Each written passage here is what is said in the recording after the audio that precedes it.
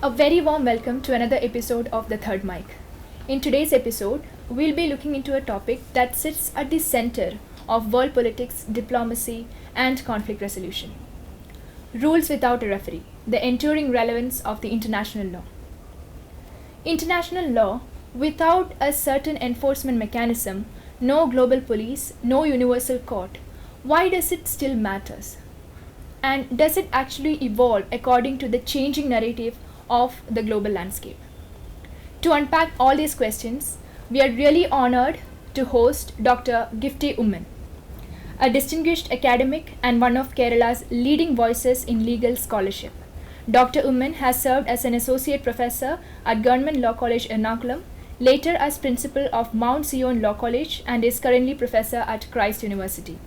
She has been a member of multiple boards of studies at MG University and KUFOS, part of major curriculum revision efforts, a research guide, and the author of more than 45 publications.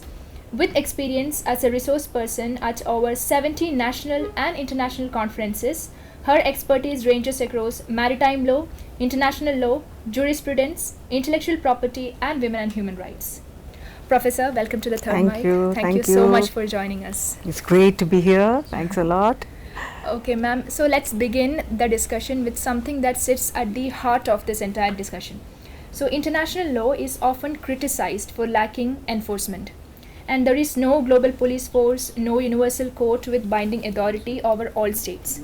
And yet, states do comply with international norms in meaningful ways. So, where does this international law actually derive its power from, if not enforcement? And could you share some moments in the recent history where its influence has been very clearly visible? Thank you for calling me here. Yes, international law actually is a group of nations, and you said, where does the power come from? It comes from them. Yes, ma'am. So it comes from pacta sunt servanda.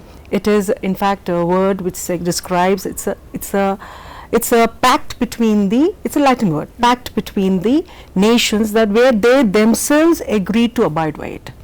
So that comes from their consent. Exactly, because each and every nation is a sovereign nation. So just like India can bring in laws over its citizens, you can't do it among nations. Yes. So until of course these sovereign nations come together and say, okay, we lower our pride and all those things and we come to a common consensus, nothing can work. So that is where the power comes from, the source comes from there. And yes, because it's a soft law and because you have difficulty in enforcement, because even if you go through the International Court of Justice, it won't come on its own and take up matters.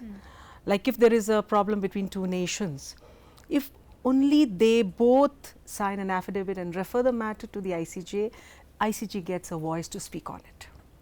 But yes, it does happen in many cases. It has happened that they have given the matter, or they would go for a bilateral treaty where they have nations with good offices, people or the international persons who occupy good offices in the sense that they are reliable because of the integrity and mediation and negotiation ability. We call them and have a discussion. Like India and Pakistan, we've done number of cases, number of matters have been resolved because of these good offices of people from Russia and other countries.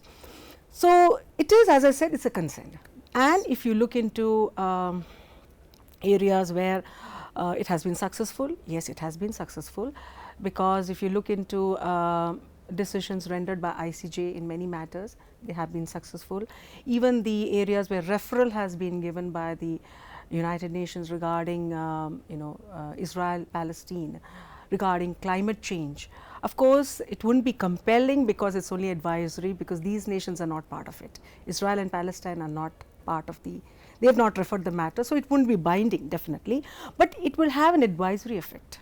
Even in the case of climate change in October 2025, there was a matter which was referred and ICJ said that these guidelines and all those things.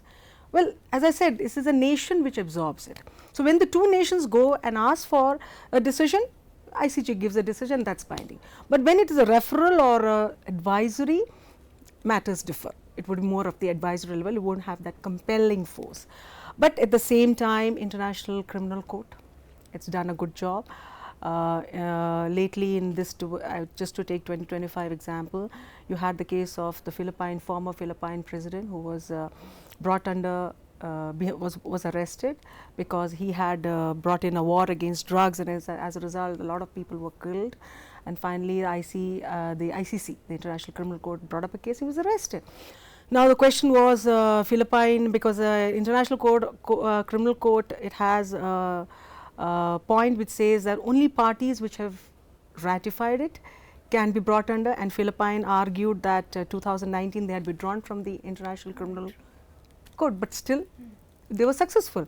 Similarly, in case of Sudan, Ali Kashyap, one of the ministers who was involved again in a lot of crimes and all regarding women and all, he was also arrested, and the matter is still pending before the criminal court. And that was not because Sudan had initiated, because Sudan is not a party to the criminal court, but because the United Nations Permanent Security Council had referred the matter. On that they had done it. So it's successful. Yes, it's not successful, but the soft element is there because it is on a pact. So if they oblige themselves to sign the pact, they will be. Okay. Otherwise they'll become stigmatic against them. So thank you, ma'am, for that answer. That actually kind of put on a layer of foundation for the entire discussion itself, and also it leads us to the next question. A recurring critique is that international law mirrors the interests of powerful nations. Some argue it is biased, while others see it as the only shield available to smaller or weaker states. So how do you reconcile this completely opposite narratives, and do you think the system can be reformed to distribute authority and protection more fairly? I would equate international law, as I said, is like a club. And we have a few members, the founding members, who call them as the Security Council permanent members, and they of course dominate the show. In any club, a few influential people will always dominate, but that doesn't mean an ordinary person does not have a voice. We saw that in terms. That was a very important point, like a lot of people. Yes. See, we need some law somewhere in operation. We can't do without a law, because man cannot live in isolation in the same way a nation also cannot live in isolation. So like you see in the case of COVID, during COVID time, we saw that very well, because even a country like America had to stoop down to Canada, and a country like India and South Africa were able to give in ideas and suggestions to the WHO regarding bringing operation where vaccines could be sent from the developing nations to the other underdeveloped nations, So that was actually a relaxation of the WTO agreements, which is actually more dominated by the main members. So such things do happen. So it's not that any nation is small or big. Definitely they would have some power, but that does not mean that the other nations don't have any voice at all. Yes. So even in the case of Doha Convention, 2001, if I'm not mistaken, where again it was about compulsory licensing in intellectual property, where the question was whether the products could be transported from a nation which is producing to underdeveloped nations, and whether those products could be compulsorily licensed, in the sense that the manufacture level itself has gone down to such a small level that it can be easily manufactured in that nation. Otherwise, the big pharma industries will take up. So big pharma industries were actually handicapped when a nation makes that medicine come under compulsory license, like we have the generic medicines of today in India. Right? So when those generic medicines are produced, we can send it to the other nations at a very low cost. But then these big pharmas like the Bayer and all those companies would not like it. But during that period, the developing countries and the underdeveloped nations argued that this cannot be done. We cannot let the medicines be in the control of a few big pharmaceutical companies. It needs to come to the level that the common man gets the benefit of it. And it did agree. So nations, when come together, when the underdeveloped or the developing nations come together as one voice, the superpowers have to come down and stoop down, because these big pharmas come from them. So that example really explains the entire thing. So now let's talk about the adaptive nature of international law. So cyber operations, AI assisted warfare, private space activity, these challenges were unimaginable when many foundational treaties were created. So, how well is international law adapting to these emerging domains? And where do you see the most urgent gaps that require new or updated legal frameworks? See, these are areas where still we don't find a very strong law coming in, because many nations are questioning the different areas of it. But you have, like we have the Digital Privacy Act, which came in 2023, that was in consensus with the European Convention, where they were trying to regulate the social media. And 2025 also they've come up with, they're coming up, they had a discussion, the European nations, and actually it is from there that the other nations pick up and bring in laws, domestic laws in their country. And this is an area, as I said, space and all, there is a lot of politics coming in. Okay, yes. Because nations want power, and they are now trying to take the space also in their hands. Absolutely. So there's a lot of power politics there, and even though we have the 1961 Act, and you have the Liability Act in 1972 regarding space, but still now you find a lot of private participation coming in it. Earlier it was only the nations coming in. Yes. And they were going to the space, or they were having collaborations, but now you find like Elon Musk, people like him, they are coming into the field, and the question, and they have a strong influence on the American politics. So as a result, a country like America would like to incorporate him, and they wouldn't like to invest too much of money in it. They would like private participation to come in. But the question is, when private participation comes, is the nations might not always be in consensus, because now it is a domestic affair happening within a country. And there has been a fight between, not exactly you would say a fight, areas of contentions between Russia and China on one side and America on one side. They have the Artemis Accord, and the Russia and China have brought in the Lunar Agreement, which some nations have signed this and some nations have signed it, because China is more on the responsibility part of it, while America is more on the private participation part of it. They of course both want private participation, but the angle is different. So many countries are in a confusion as to whom they should party with. Some of them have partied with both of them. So that shows that none of these nations, let it be Russia and China or America, they want to trod over anyone. They want a consensus. And now they've all agreed that let's go for a common consensus. So as I said, no nation wants to be in isolation. They might be powerful, but they want to be acknowledged as powerful by others. So the other nations should also coexist, and they want to be benevolent also, so that the other nations feel acknowledged to them. So that is part of it. That is what I say, club politics. So therefore America, or for that matter China or Russia, would not like that they come up with a third world war or bring in any such matters into. They would like to have a consensus. So there is a consensus coming in, and slowly we'll find it. But till a formal convention as such comes, they will all have to go with their bilateral affairs, or whatever the small treaties they have, or with their own regulations within the state.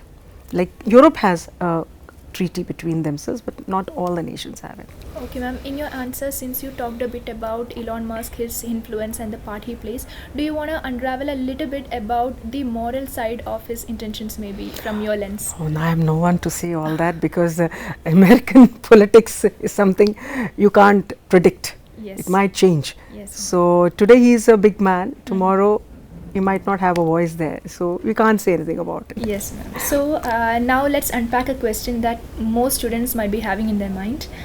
A lot of people, especially students and early career policymakers, are very skeptical about the real impact of international law.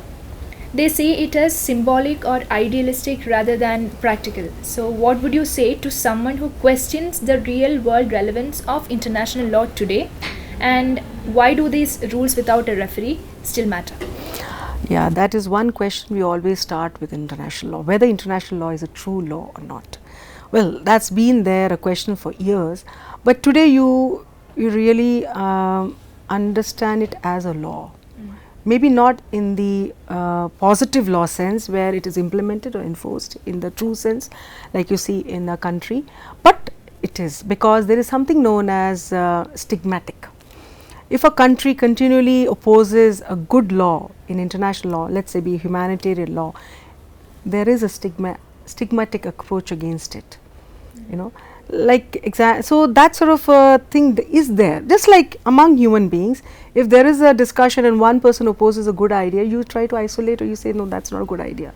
So that is exactly what happens in international law. So that doesn't mean there is no law. It is only a play through which the stronger voice tries to suppress the other, and the smaller voices get together and try to suppress the stronger one. But it goes on. Yes, without international law, how will the UN survive, and how can we have a stage wherein we can stop and forbid a war?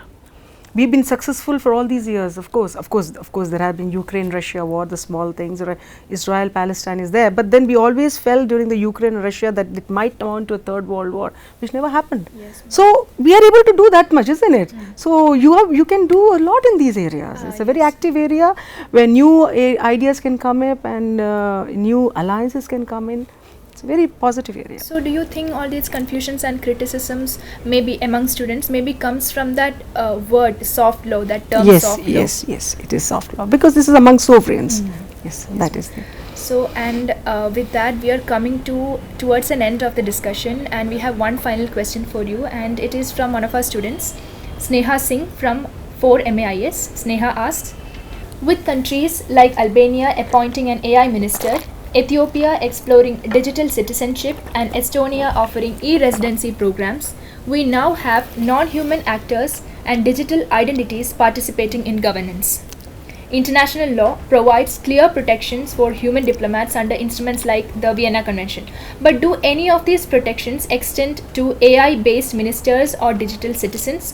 Or does international law need entirely new categories to address these emerging forms of political representation? Professor, we would like to hear your perspective. We're dealing with human beings, right?